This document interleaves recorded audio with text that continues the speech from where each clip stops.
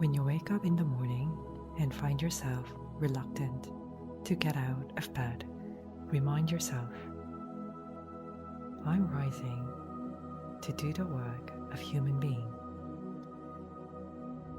Why should I resent going to do the very thing for which I was born, the purpose for which I was brought into the world?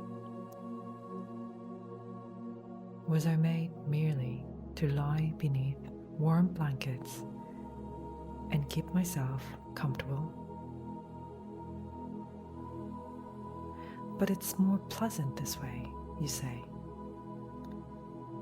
Is pleasure then the purpose of your life, or is it to act, to create, and to make full use of your abilities?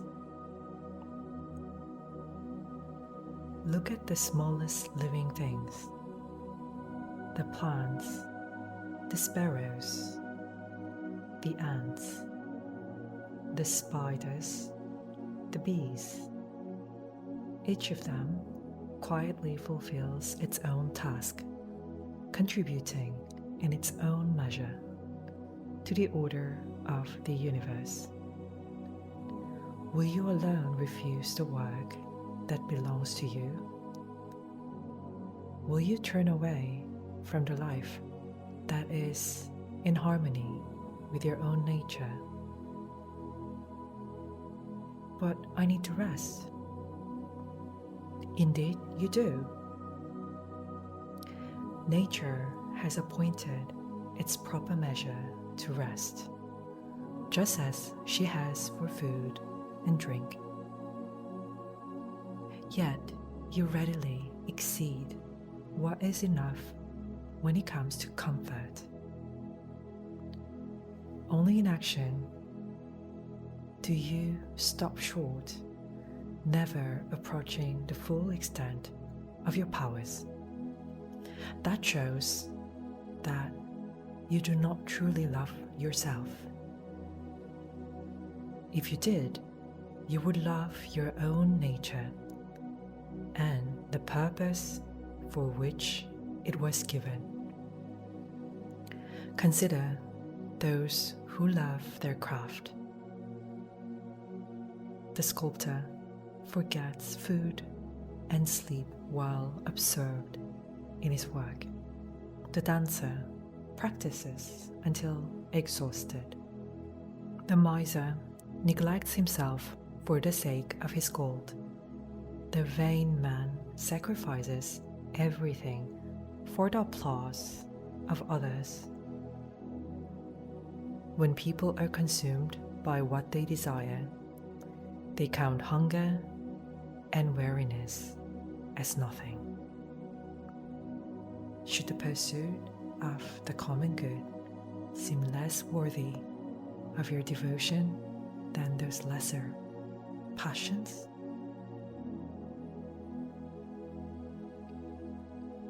How easily you can dismiss any thought that is troubled, unhealthy, or unworthy. Do so, and tranquility returns at once.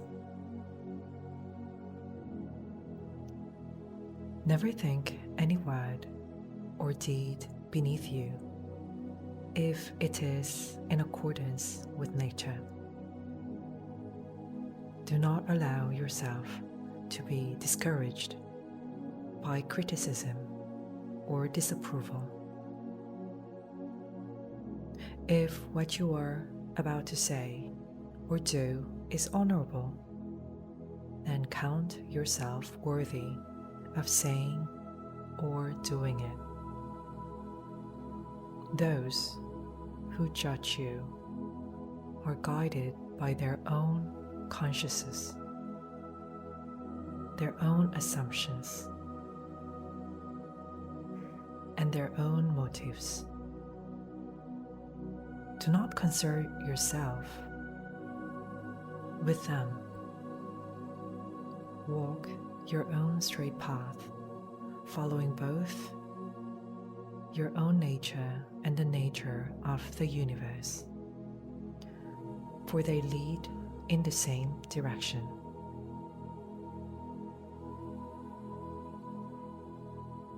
I walk the road laid out by nature until, at last, I lie down to rest. I shall breathe my last into the same air from which I have drawn breath each day of my life. I shall return to the earth from which my father received the seed of life, from which my mother received the blood that nourished me, and from which my nurse drew the milk that sustained me. It is the same earth that has fed me day after day throughout all these years. The same earth that supports my every step. The same earth that patiently bears the countless ways in which I misuse it. Perhaps people will never admire your cleverness. Very well. There are many other qualities that are entirely within your power. Be honest. Be dignified. Be conscientious. Treat pleasure with indifference. Do not complain about fate. Be content with little. Be kind. Be open-hearted. Avoid exaggeration and idle talk. Aim at greatness of character. Look at how many virtues lie within your reach, yet remain neglected, not because you lack of the ability, but because you fail to practice them. Is it some defect in your nature that forces you to complain? To be mean-spirited?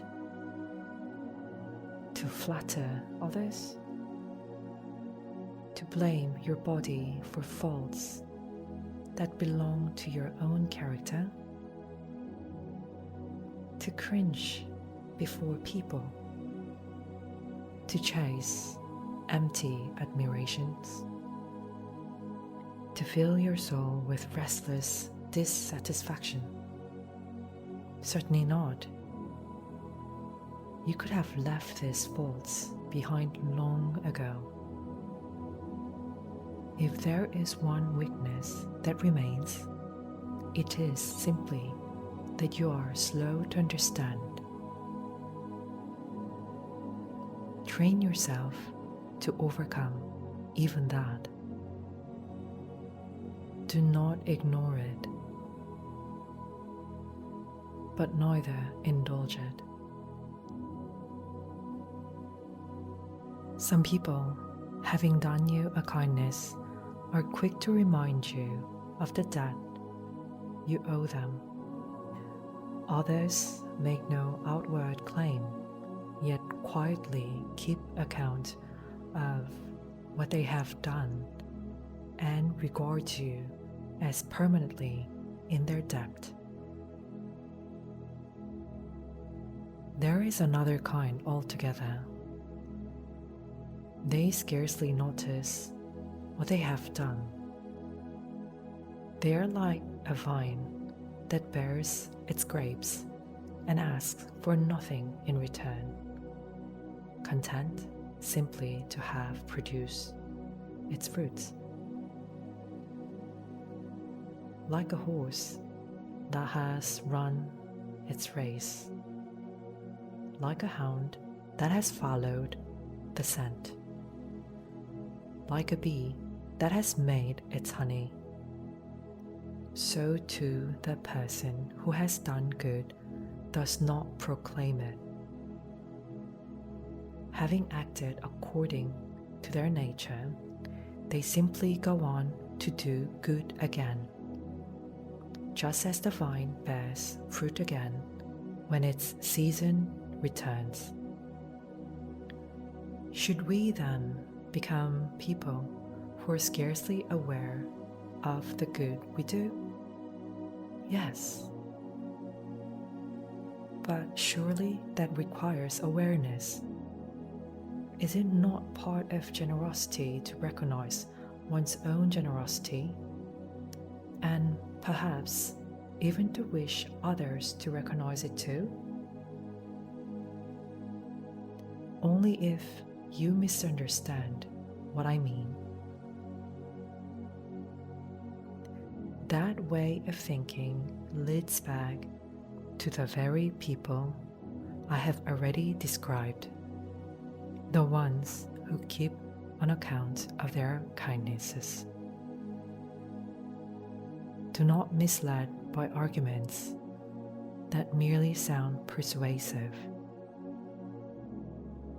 If you truly understand the principle, you will never fear that quiet generosity will make you any less generous. The Athenian prayed, "Rain, dear Zeus, rain upon the fields and farmlands of Athens." Either do not pray at all, or pray with that same simplicity and honesty.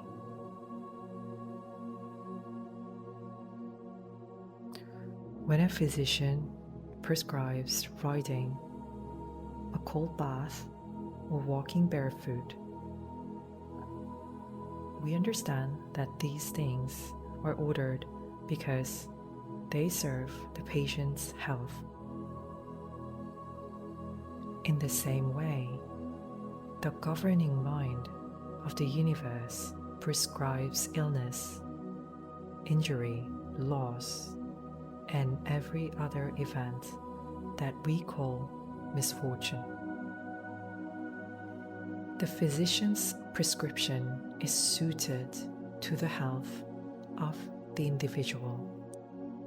Nature's prescription is suited to the health of the whole.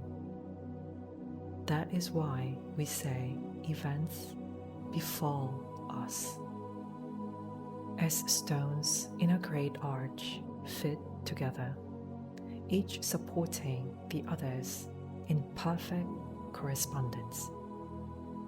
The universe is one harmonious structure. The destiny of the whole is formed from the countless destinies of its parts. Even those who have never studied philosophy speak this way when they say, "It was destined for him," or "It was appointed." Let us receive these appointments as willingly as we receive a physician's treatment. Many remedies are unpleasant, yet we accept them gladly because we trust they serve our health. Treat the work of nature in the same spirit. Welcome whatever happens, however difficult it may appear. It contributes to the health of the universe and therefore to the fulfillment of the divine order. Nothing would happen to you unless it also served the good of the whole. Nature brings nothing into being that is at odds with her own design. There are two reasons, then, to welcome whatever comes. First, because it has been prepared for you from the beginning, woven into the pattern of your life from the first causes of the universe. Second, because that serves the whole, also serves the ruling mind that sustains it. The universe remains whole because every cause and every event belongs to one unbroken chain. To resent what happens is to try, whatever slightly, to tear that living fabric apart. And whenever you complain against fate, that is exactly what you're attempting to do.